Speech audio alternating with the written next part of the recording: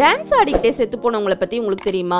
ஆமாங்க, 1518 ஜூலை பிரான்ஸ்ல இருக்கிற ஸ்டான்ஸ்பர்க்ன்ற சிட்டில தான் இந்த இன்சிடென்ட் நடந்திருக்கு. ஒரு நாள் திடீர்னு ஒரு லேடி நடுத்தெருவுல நின்று டான்ஸ் ஆட ஆரம்பிச்சிருக்காங்க. ஸ்டார்டிங்ல இவங்க சோலோவா தான் டான்ஸ் ஆட ஆரம்பிச்சிருக்காங்க.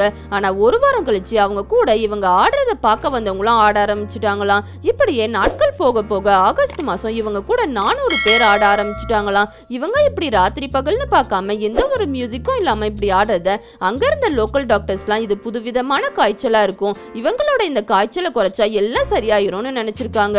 அதனால ஒரு ஸ்டேஜை போட்டு ப்ரொஃபஷனல் டான்சர்ஸை கூப்பிட்டு மியூசிக்கை போட்டு ஆட விட்டுருக்காங்க. ஆனா டான்ஸ் ஆடிக்கிட்டு இருந்தவங்க இந்த மியூசிக்ல கொலாப்ஸ் ஆகி கொஞ்சம் பேர் பக்கவாதத்திலையும் கொஞ்சம் பேர் ஹார்ட் அட்டாக்லயும் செத்துட்டாங்களாம். பாதி பேர் இன்னும் டான்ஸ் ஆடிக்கிட்டே தான் இருந்திருக்காங்க. ஜூலை போய் ஆகஸ்ட் போய் செப்டம்பர் வரைக்கும் இவங்க ஆடுறத நிப்பாட்டவே இல்லையா. செப்டம்பர்ல திடீர்னு ஒரு நாள் டான்ஸ் ஆடிக்கிட்டு இருந்த எல்லாரும் மலை உச்சிக்கு போய் சூசைட் பண்ணிக்கிட்டாங்களாம். நிறைய பேர் இந்த இன்சிடென்ட் கட்டுக்கதைன்னு நினைக்கலாம். ஆனா இப்படி ஒரு விஷயம் 16th செஞ்சுரியில நடந்திருக்குதுன்னு வரலாற்று பதிவுகள் இருக்குது. இதே மாதிரியான இன்சிடென்ட் ஜெர்மனி, சுவிட்சர்லாந்து, ஹாலண்ட்ல கூட நடந்திருக்குதுன்னு சொல்றாங்க. எதனால இப்படி மக்கள் சாகர வரைக்கும் டான்ஸ் ஆடிக்கிட்டே இருந்திருக்காங்கன்னு ஒவ்வொருத்தரும் ஒவ்வொன்னு சொல்றாங்க.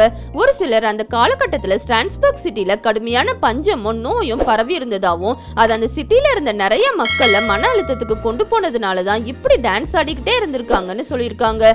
கொஞ்சம் பேர் அந்த சிட்டில இருக்கிற மக்களை யாரோ சபிச்சதுனாலதான் இப்படி டான்ஸ் ஆடி இருக்காங்கன்னு சொல்லியிருக்காங்க.